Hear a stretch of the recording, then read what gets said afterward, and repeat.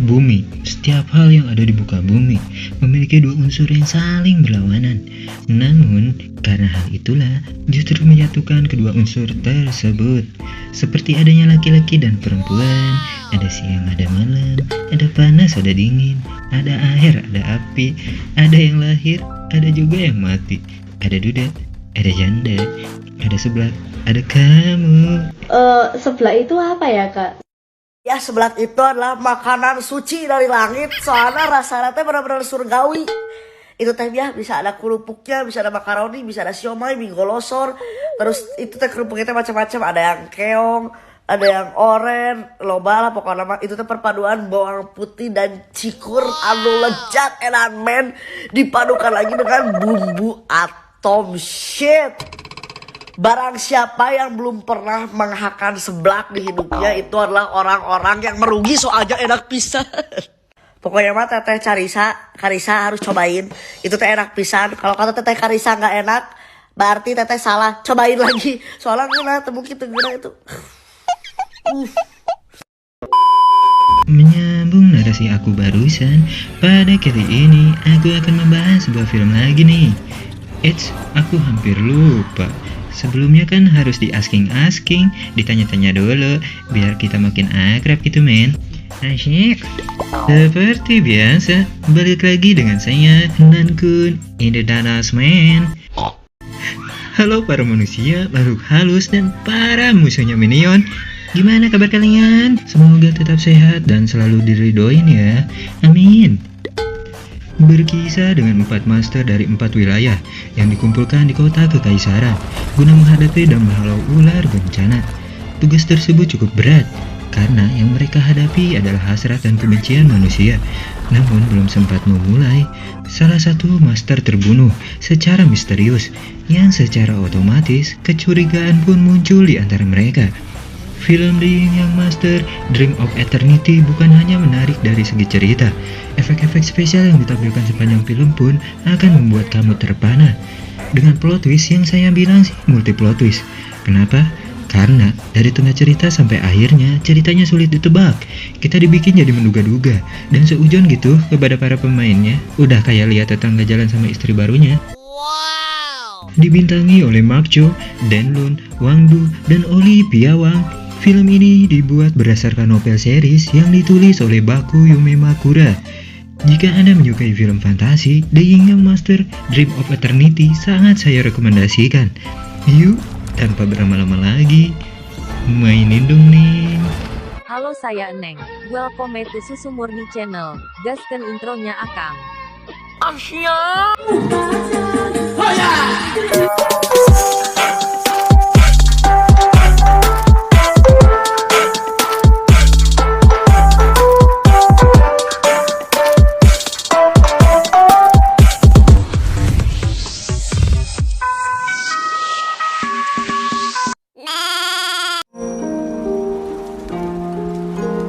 Di awal film, terlihat sebuah teks yang bermakna. Nama adalah bagian dari mantra singkat di dunia ini. Kemudian, seorang bocil bernama King Ming lagi belajar ilmu pelindung, didampingi dengan gurunya yang bernama Song Jing. Ia mengadu pada gurunya, lalu ia diberi sebuah pertanyaan, mengenai siapa di dunia ini yang ingin ia lindungi. King Ming menjawab, ibunya. Sang guru lantas meminta King Ming untuk terus mengingat itu sambil tetap berusaha berlatih. Sampai ia besar, King Ming masih belum bisa mengendalikan jurus pelindung ini. Kamu tidak bisa mengandalkan seranganmu saja. Kamu juga harus tahu caranya bertahan dari serangan lawan, kata gurunya. Lalu, gurunya mengetes dengan menyerangnya. Ia berhasil menghalaunya dengan jurus teleportasinya. Bukannya sama saja jika aku diserang, aku bisa berpindah kemanapun aku mau untuk menghalau serangan musuh lalu mengalahkannya, dan diriku pun terlindung seperti konsep jurus pelindung, kata King Ming. Lu hanya so pintar King, meskipun kamu muridku yang paling berbakat. Jika kamu mendapatkan lawan yang lebih kuat, kamu tidak akan sanggup hanya dengan jurus teleport itu. Mantra pelindung adalah mantra paling dasar dan paling kuat dari Yin Yang Master. Kamu belum bisa menjadi Yin Yang Master jika kamu tidak bisa menguasainya. Dan tak diduga,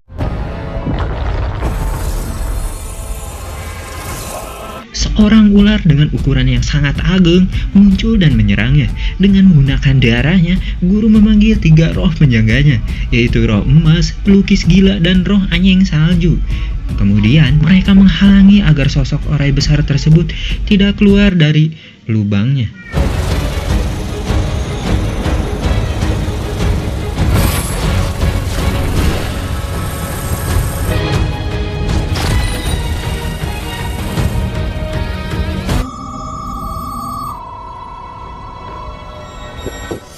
Namun, itu semua percuma. Guru memerintahkan mereka untuk menggunakan jurus pelindung. King Ming yang belum bisa menguasainya tetap menggunakan jurus teleportnya. Dan benar saja, apa yang tadi gurunya katakan kepadanya, jurus teleportnya itu tak sanggup menghalangi serangannya. Dan akhirnya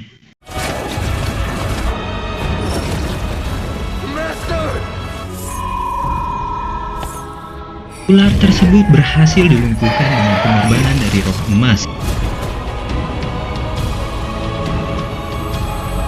Terlihat gurunya sudah leles gak berdaya karena bisa mematikan dari ular tersebut. King Ming mendekat ke arahnya. Guru menjelaskan ular bencana adalah makhluk terjahat yang tercipta ketika langit dan bumi pertama berpisah. Makanannya obsesi dan keserakahan dunia ini. Selama hasrat manusia serakah terus ada, ular tersebut tidak akan musnah.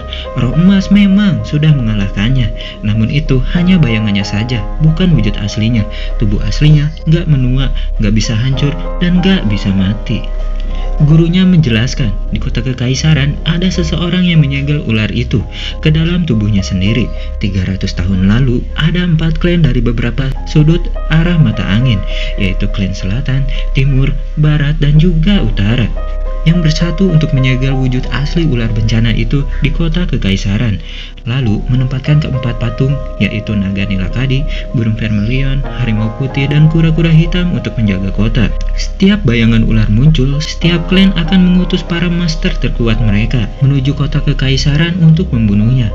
Tanggung jawab itu diturunkan dari generasi ke generasi. Kini gilirannya si King Ming, dan ini yang master.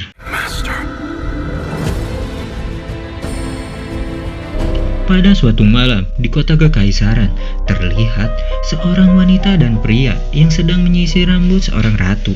Mereka sedang mengobrol tentang kemunculan bayangan ular yang terus bermunculan. Keempat master clan sudah menuju kota kekaisaran ini dan akan segera tiba.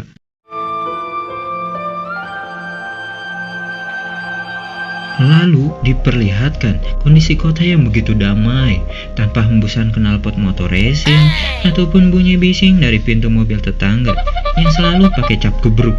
Damai sekali dengan alunan seruling khas negeri Tiongkok yang dimainkan oleh laki-laki bernama Buoya. Bentar deh, tiba-tiba langsung keinget sama game ini aing.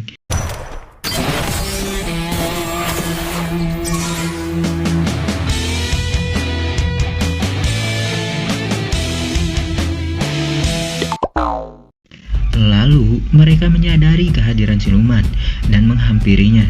Tak berpikir panjang, Buoya pun memanahnya, tapi diteleportasikan ke tempat lain oleh King Ming. Ternyata ia mencuri pipa hermetik, sebuah benda sakral milik altar Jingyun. Di kehidupan sebelumnya, wanita pujaannya adalah seorang pemain pipa hermetik di istana kerajaan. Ia hanya merindukannya, ingin mendengarkan lagi alunan pipanya, kata siluman. Lalu tiba-tiba ia gak bermaksud jahat bro, ia hanya meminjamnya untuk melepas rindu sama mantannya, kata King Ming. Tapi ia malah terus menyerangnya, namun dihadangnya, sehingga pertarungan sengit pun terjadi. Hingga akhirnya pertarungan terhenti ketika King Ming berhasil merebut pedangnya dan memindahkannya ke atas genting. Wah keren dong, kalau benerin yang bocor tinggal bocor. Wah keren dong, kalau benerin yang bocor tinggal kipasan doang. Ya kalau kita pindah enggak, yang ada auto masuk angin. Terus kerokan deh. Siluman yang ia selamatkan tadi lagi menunggunya. Siluman ini ingin membalas budi dengan cara jadi roh penjaganya. King Ming menanyakan namanya, lalu sosok siluman itu berubah jadi roh penjaganya.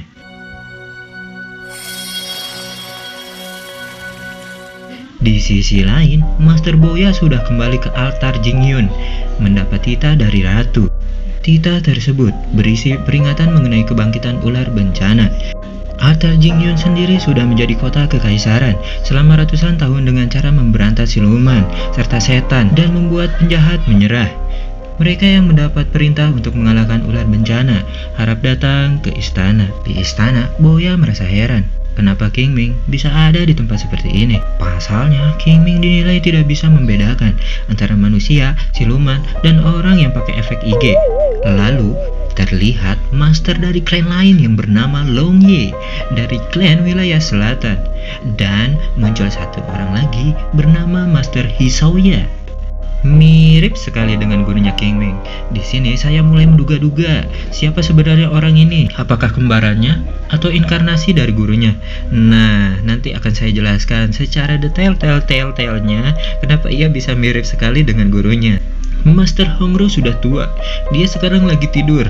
Jika kalian ribut mulu, kasihan nanti dia hudang kumaha ayo, kata Hisoya.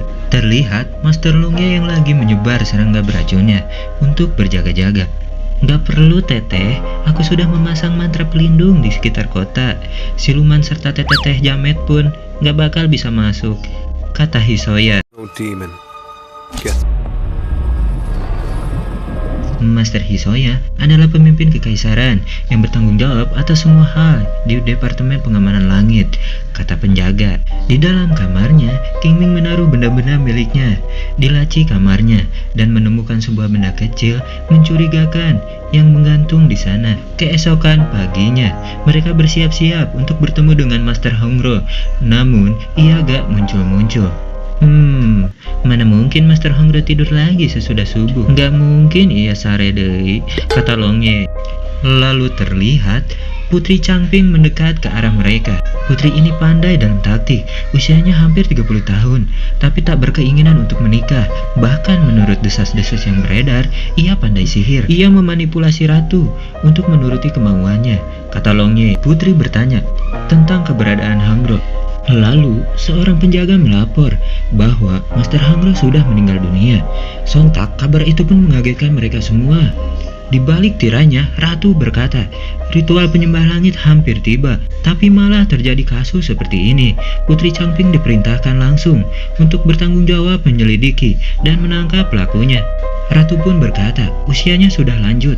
Changping diperintahkan untuk menggantikan Ratu, memimpin ritual menyembah langit. Prioritasnya adalah menumpas ular bencana dan melakukan ritual agar berjalan dengan aman-aman saja. Kekuatan 4 patung penjaga kian melemah. Untuk memperkuatnya lagi, para master harus menangkap siluman untuk mengumpulkan roh mereka untuk membangkitkan kekuatan 4 penjaga. Hisoyu sebagai pemimpin kekaisaran, kamu yang harus menggantikan posisi Master Hongro, kata Ratu.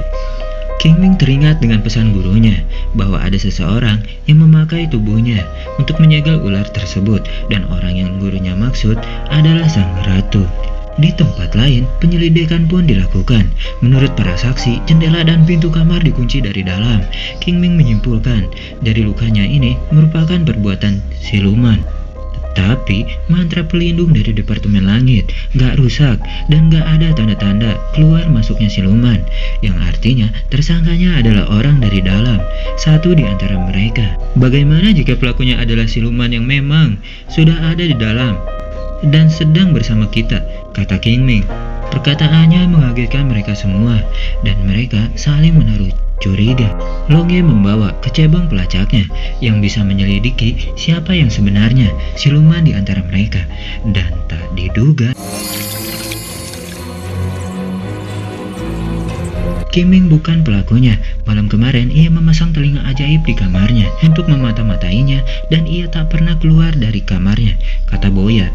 Seseorang menaruh sesuatu di tubuhnya sehingga kecebong itu tertarik dengannya. Serangga itu adalah serangga penguping untuk mengawasinya, punya fungsi yang sama seperti telinga ajaib miliknya Boya. Hanya Master Hongro yang mengikuti ritual penyembah langit sebelumnya. Menurut kabar dari burungnya tetangga, gurumu Master Xiongxing juga seorang penumpas ular bencana. Apa ia bercerita sesuatu padamu? Tanya Longwei. Dan tiba-tiba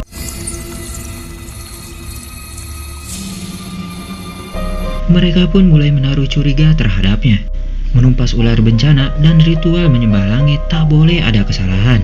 Dalam 3 hari kalian harus bisa membangkitkan 4 penjaga, kata putri. Malam harinya, para master menangkap para roh siluman yang berkeliaran di sana untuk disalurkan ke para patung penjaga.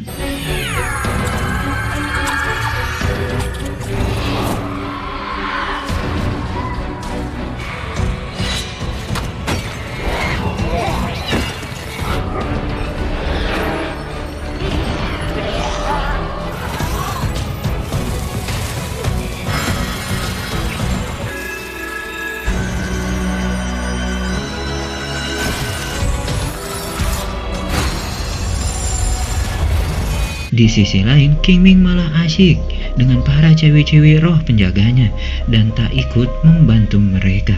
Di tengah malam, King Ming bertemu Hisoya. Punten, apa kita pernah bertemu sebelumnya? Kata King Ming. Aku sudah lama menemani ratu dan gak pernah meninggalkan istana, jawab Hisoya. Kematian Master Hongro, apa ada kaitannya denganmu? Kamu yang memasang mantra pelindung di kota. Kau juga yang mengambil alih tugas Master Hongro. Aing jadi curiga ka manehwa, kata King Ming. Kau tak perlu curiga kepadaku. Aku roh penjaga milik Master Zhongxing. Ia menugaskanku di sini untuk melindungi ratu, dan hidupnya sudah tidak lama lagi. Karena Master Zhongxing selaku inangku sudah tewas, kata Hisoya. Medium ular itu adalah tubuh ratu, jadi lindungilah ia dengan sebaik-baiknya, kata King Ming. Dan tiba-tiba Boya dan para master yang lain masih sibuk menangkap para roh untuk membangkitkan kekuatan keempat patung tersebut. Sedangkan di sisi lain, King Ming sibuk mencari kabar kemunculan ular di sana. Boya melihat apa yang sedang ia lakukan. Lalu tiba-tiba datang seorang wanita membawa sebuah kabar buruk. King Ming yang melihatnya seketika menyerepet lari sekuat tenaga. Ternyata putri diserang dan tak sadarkan diri. King Ming melakukan tindakan dengan membuka bajunya putri. Di punaknya terlihat cacing cau yang kitak-kituk gak puguh. Ia pun berusaha menjedotnya. Ia berpesan kepada Boya, apapun yang dilakukannya, tolong jangan dituruti. Dan akhirnya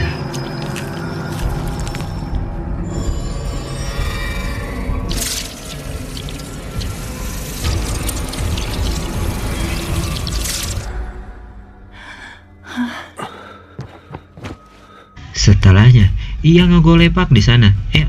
Ngegolepak jatuh lur. Say something. Boya berusaha menyadarkannya dengan cara menyayat tangan kanannya dan akhirnya bisa menyadarkannya.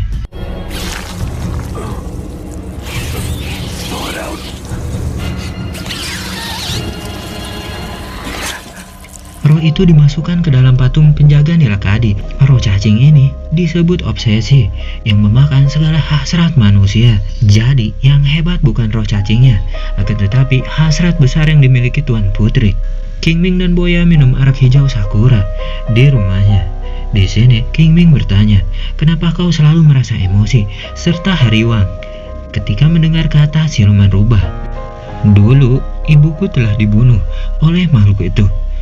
Aku meninggalkan rumah dari kecil, tujuannya untuk menumpas seluruh siluman di dunia ini, sehingga umat manusia tak mengalami penderitaan seperti apa yang ia alami sekarang. Lalu, King Ming menceritakan kisah masa lalunya. Ibuku adalah siluman rubah. Karena hal itu, aku dianggap aneh oleh banyak orang. Dari kecil hingga segede ini, satu-satunya yang baik kepadaku hanyalah guruku. Namun, aku sendiri yang membunuhnya. Lalu, King Ming membawa Boya ke alam bawah sadarnya. Di sini terlihat King Ming dan juga gurunya. Gurunya mengambil sebuah pedang sambil mengelus dan berkata, aku pernah mencintai dan dicintai. Itu saja sudah lebih dari cukup. Pergilah ke timur King Ming, bantu aku memberikan pedang Feng Yu kepadanya. Di sini ya belum jelas sih yang dimaksud siapa. Ntar kita lihat siapa yang dimaksud. Lalu gurunya memerintahkan King Ming untuk segera membunuhnya sebelum ulat bencana sepenuhnya menelan jiwanya. Dengan sangat terpaksa, King Ming melakukannya hingga akhirnya.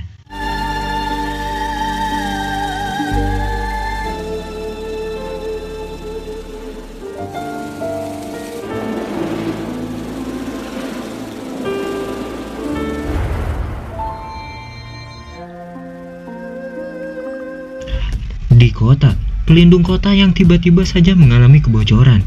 Di ruangan ratu terjadi pertarungan yang melibatkan Long Ye serta Hisoya.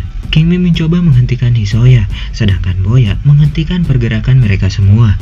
Di sini, Hisoya berkata, Long Ye akan membunuh ratu, jadi itu menjadi alasannya untuk menyerangnya. Long Ye sempat terkena serangan pedangnya, dan tiba-tiba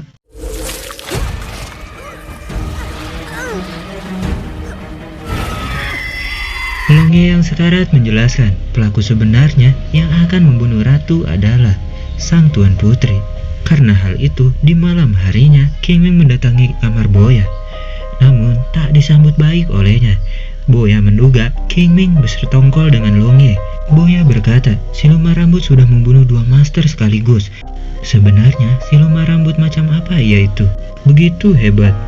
Bukan silumannya yang hebat, tapi orang yang mengendalikannya, kata King Ming. Jika benar ada yang mengendalikannya, lalu apa tujuannya? King Ming menjelaskan tujuannya adalah untuk membangkitkan ular bencana tersebut. Sebelum menemui ajalnya, Long Ye berkata bahwa pelakunya adalah Tuan Putri. Ia mau melepas segel medium ular bencana, dan medium tersebut adalah tubuhnya ratu. Di sini, Boya gak langsung percaya dengan apa yang dikatakan King Ming. Boya berkata, pada malam kematian Master Hongro, Putri gak ada di lokasi. Gak mungkin ia pelakunya. Malahan, ia lebih curiga kepada Hisoya. King Ming juga berpikir sama dengan Boya, tapi pada dasarnya Hisoya gak akan melukai ratu, karena ia adalah roh penjaga gurunya King Ming yang bertugas menjaga ratu. Sekali roh penjaga membuat perjanjian dengan Ying Yang Master, selamanya akan melayani, tidak putus hingga ajal menjemput. Boya masih gak percaya dengan perkataannya King Ming dan menganggap semua itu hanya kebohongan belaka. Antara aku dan Tuan Putri, mana yang lebih kamu percaya? Kata King Ming. Aku baru saja mengenalmu beberapa hari, sedangkan aku dan Tuan Putri tumbuh bersama, kata Boya. Kamu pernah berkata Putri dibesarkan di luar istana, lalu saat usianya 18 tahun, ia baru masuk kembali ke dalam istana. King Ming menjelaskan tentang hasrat ratu yang begitu besar, hingga hanya dengan menggunakan satu rohnya saja, ia bisa membangkitkan naga Nilakadi. Lalu mereka bertanya pada keduanya. Di sisi lain, Putri merasa dibohongi oleh Hisoya. Kematian Master Hongro adalah sebuah kesalahan. Hisoya lepas kendali saat mengirim siluman rambut tersebut. Terus, Long Ye kenapa kamu bunuh juga? Kata Putri. Hisoya menjawab, Long Ye tahu rencana kita, sehingga aku terpaksa membunuhnya. Yang faktanya, putri tersebut adalah sang ratu itu. Nah, sampai sini mungkin kalian merasa heran dan bertanya-tanya, loh kok bisa? Bukannya ratu ada di balik tirai? Nanti saya jelaskan kenapa bisa begitu. Hisoya menjelaskan, untuk melancarkan rencananya, ia harus membunuh para master satu persatu. Karena apabila masih ada mereka, maka ular bencana itu bisa saja mereka bunuh. Sebelum Long Wei tewas, ia sempat mengatakan kebenaran kepada King Ming. Jadi mereka nggak boleh lolos dari tempat ini. Lalu Hisoya melepas bajunya dan menunjukkan bahwa waktunya sudah tidak lama lagi. Tubuhnya sebentar lagi akan musnah.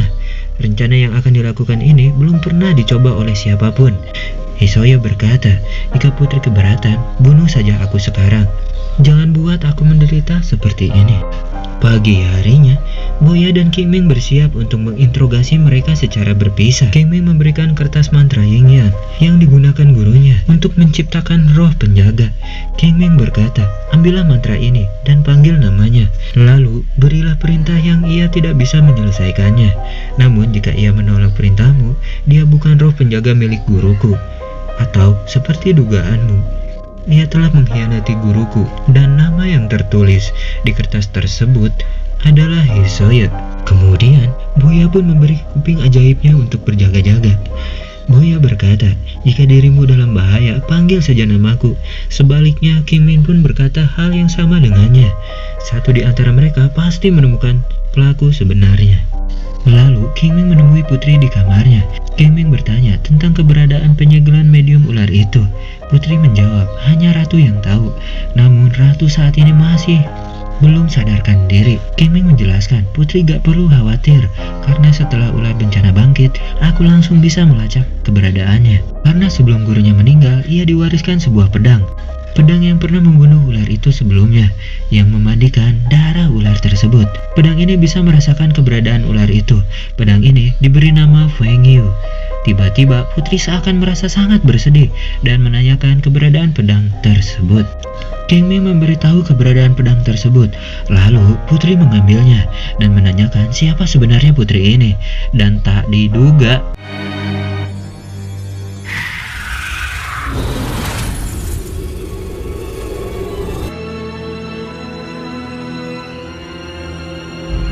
siluman rambut itu sempat pergi kabur, tapi King Ming berhasil menghalanginya.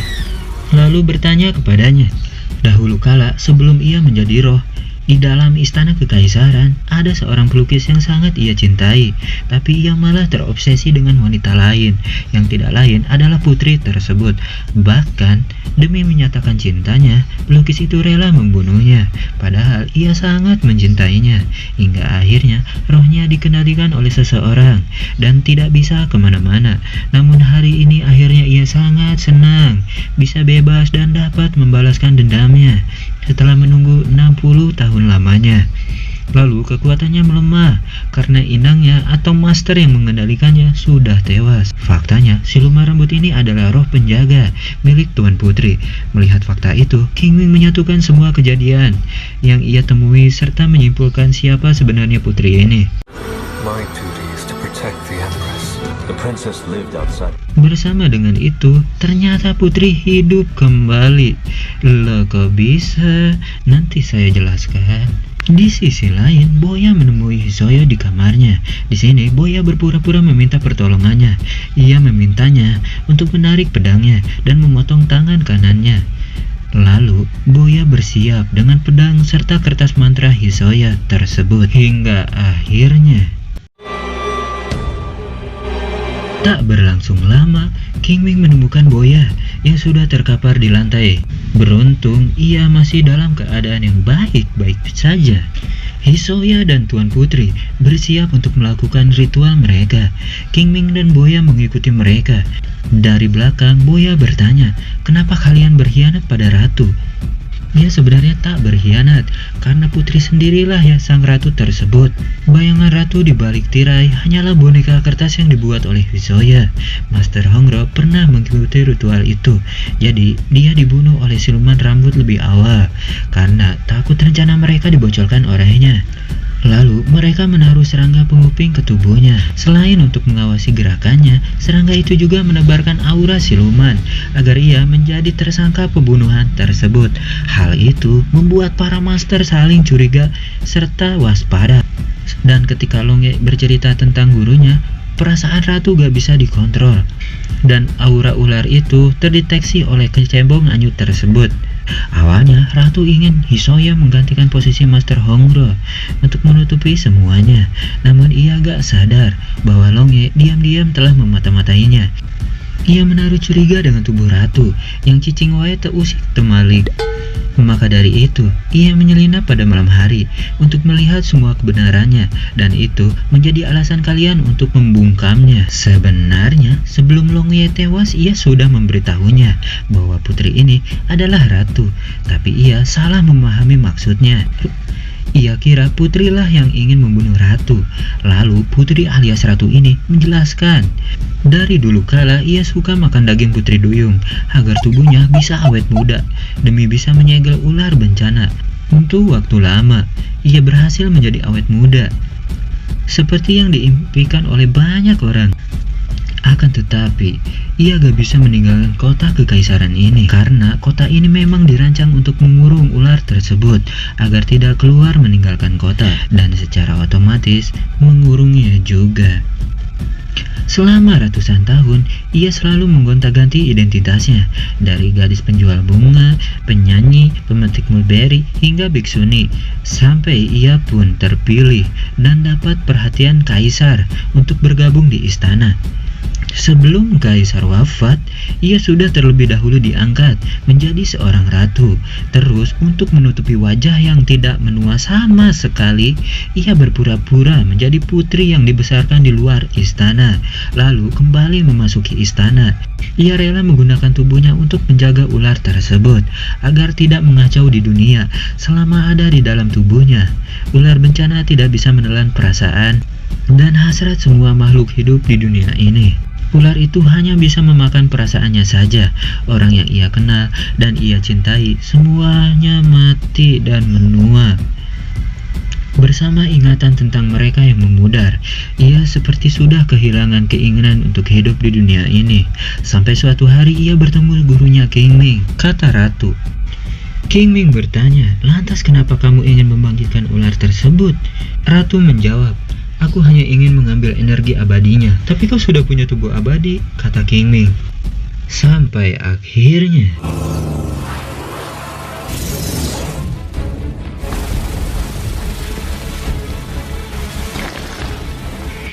King Ming berhasil lolos, lalu berusaha menolong Boya. Akan tetapi jurus teleportasinya tak bisa menemukan Boya karena lokasi Boya terlalu jauh dan belum pernah King Ming lewati sebelumnya. Sedangkan Boya masih di penjara di sebuah tempat sempit seperti ruang bawah tanah yang sedang diisi pasir secara perlahan. King Ming menggunakan kuping ajaibnya untuk memanggilnya. Lalu ia menyuruh Boya untuk menggunakan mantra kertas matanya agar ia bisa melihat keberadaannya. Secara perlahan-lahan pasir itu hampir sepenuhnya mengubur dirinya. Beruntung King Ming datang tepat waktu dan akhirnya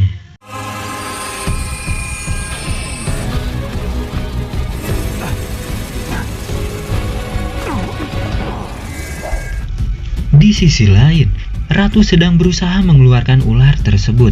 Ratu melihat kenangan masa lalunya bersama gurunya King Ming. Faktanya, nama asli Ratu ini sama dengan pedang yang gurunya King Ming berikan. Malahan, pemilihan nama pedang tersebut terinspirasi dari dirinya sendiri. Di sini, ia melihat sosok Xiongxing di dirinya Hisoya. Dan bersama dengan itu, ular itu sudah benar-benar keluar dari tubuhnya. Sampai akhirnya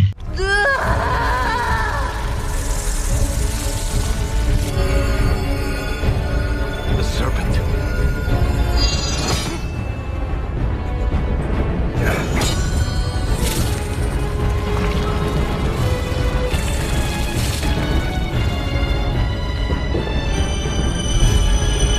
secara mengejutkan, energi ular tersebut bisa membuat tubuh Hisoya menjadi pulih dan gak jadi menghilang, yang bisa dikatakan abadi bersama ular itu.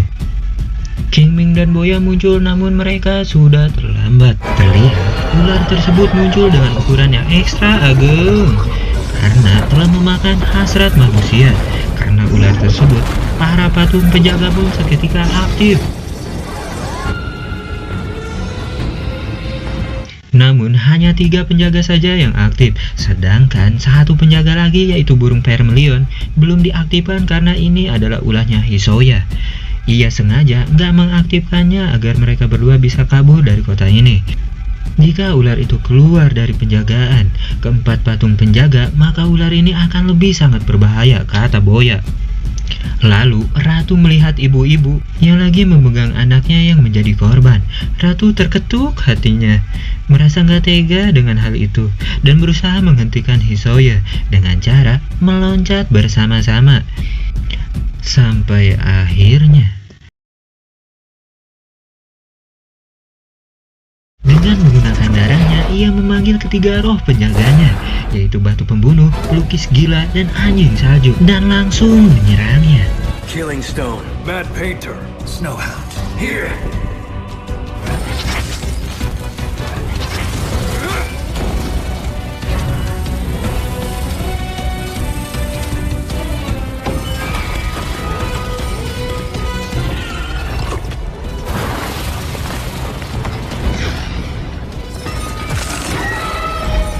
Hisoya muncul dari dalam kepalanya. Di sini terlihat ia sudah benar-benar bergabung dengan ular tersebut, lalu menyerang mereka berdua dengan sangat epik.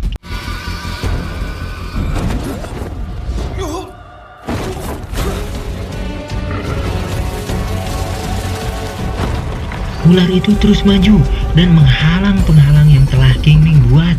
Ratu masih berada dalam tubuh ular tersebut. Jika begitu, mereka tak bisa leluasa menghentikan Hisoya, dan Boya mempunyai cara terakhir untuk mengalahkannya.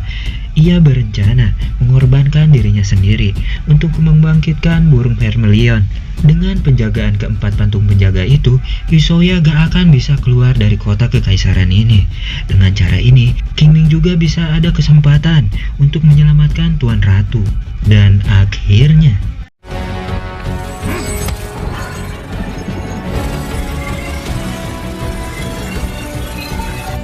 It has been my honor.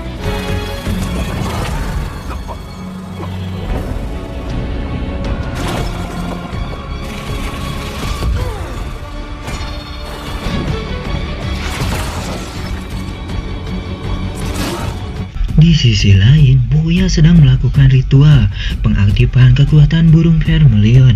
Lalu ia terjatuh tak sadarkan diri. Terlihat mereka berdua kewalahan dan kekuatan burung vermilion pun bangkit, yang secara otomatis mengaktifkan mantra penjaga kota. Dan mereka pun bertarung bersama-sama. Anjay, merinding dong di sini ini.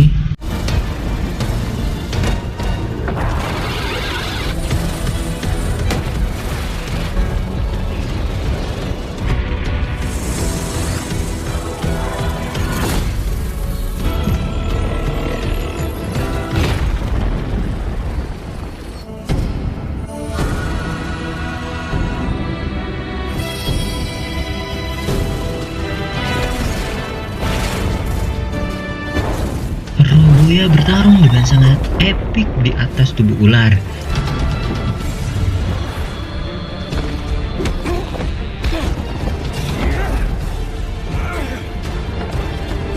Di sisi lain, King Ming menggunakan jurus teleportnya untuk menuju keberadaan Ratu.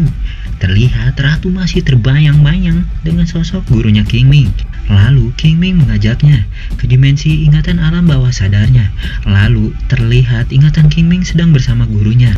Di sini gurunya memberikan wejangan kepada King Ming yang menjelaskan suka duka, pisah temu, lahir mati akan kamu rasakan dalam perjalanan hidup yang singkat ini. Dalam hidupnya ia juga pernah mencintai seseorang dan dicintai olehnya, dan yang dia maksud adalah sang ratu ini. Lalu ratu bertanya, apa ada hal lain yang ingin kamu lakukan di dunia ini? Manusia lahir tak membawa apa-apa dan kembali dengan tidak membawa apa-apa. Kata Xiongxing, jika kamu pergi, bagaimana nasibku nanti? Apa aku sanggup bertahan menjomblo? Kata ratu. Xiongxing menjelaskan, kamu tak sama denganku. Kamu bukan manusia biasa. Darahmu membawa takdir dunia. Namun kamu juga harus membuat dunia mengingat namamu. Kata Xiongxing, namaku terlalu banyak, sampai aku saja suka hilap harus pakai nama yang mana katanya. Xiongxing berkata, tenang saja, walau kau sendiri tak mengingat siapa namamu, tapi aku akan selalu mengingatmu. Dan namamu adalah Feng Yu, kata Xiongxing. Ratu seketika flashback dengan masa lalunya bersama Xiongxing, sampai akhirnya It shall be called Fang Yue, then stay by your side for the rest of your days.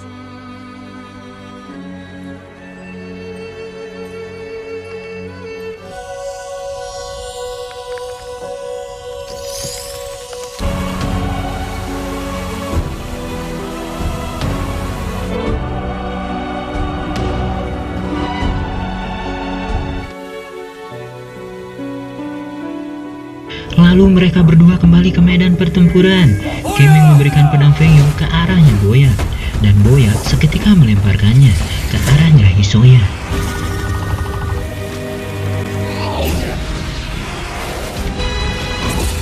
Hisoya berusaha menangkisnya sekuat tenaga. Di bawah, Putri berkata, bagaimana jika di dunia ini sudah tidak ada yang bisa kamu lindungi lagi? Kata Tuan Putri. Apa yang kamu lakukan, Ratu? Kau tidak bisa mati. Kau hanya bisa menyiksa dirimu sendiri, kata Hisoya. Dan akhirnya, tak diduga Ratu melakukan harakiri alias bunuh diri. Terlihat ular itu mengeras menjadi abu dan mencipratan duri berbisa ke arahnya King Ming. Lalu refleks rohnya Boya menyelamatkannya. Di sisi lain, Hisoya masih belum mati karena serangannya. Lalu melemparkan pedang itu ke arahnya Boya. Kingming dengan sekuat tenaga memblokir serangannya dengan melapis penghalang tersebut menjadi 4 bagian. Tapi usahanya sia-sia. Pedang itu menembus ke 4 penghalang dan menembus tubuhnya. Lalu ia mengingat perkataan gurunya yang berbunyi, Yang Master yang sesungguhnya bukan mengalahkan musuh, tapi melindungi seseorang yang berharga dari hidupmu. Dan akhirnya Want to protect in this world, and then make your name. Listen. Di sini Kingming berterima kasih kepada Boya. Berkatnya, ia bisa menjadi Yin Yang Master yang sesungguhnya. Di sini Kingming menjelaskan, kejahatan dan kebaikan selalu berdampingan di dunia ini. Sama seperti Yin dan Yang, saling menguatkan dan melemahkan. Sama seperti manusia dan siluman yang sama-sama memiliki hasrat keinginan, dan keinginannya itu bisa menjadi baik ataupun menjadi buruk, kata Boya. Setelah puluhan tahun, ulat bencana pasti akan muncul kembali di salah satu tempat di dunia ini. Kingming berkata, jika saat itu tiba, mari kita bertarung bersama-sama lagi. Lalu terlihat Boya yang sedang meniup seruling saktinya, mengiringi kepergian Kingming.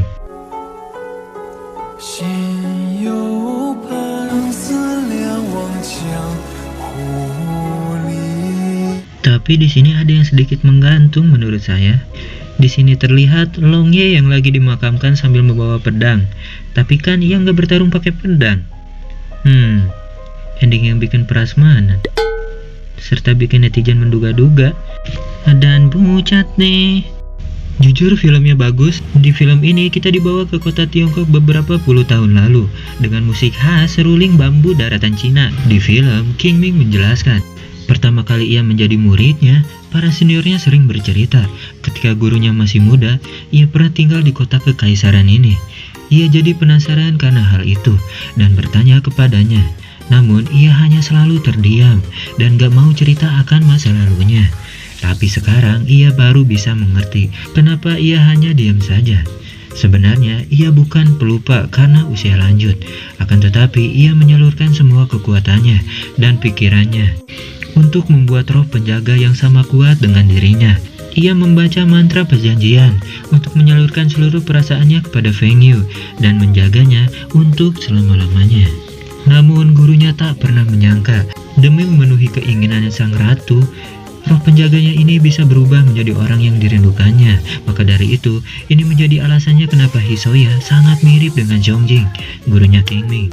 Hisoya memang gak mengkhianati perintahnya untuk melindungi Feng Yu selama-lamanya. Namun ia terjebak dengan kata selamanya.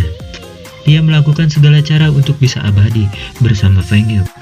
Hanya dengan begitu, ia bisa menyelesaikan misinya.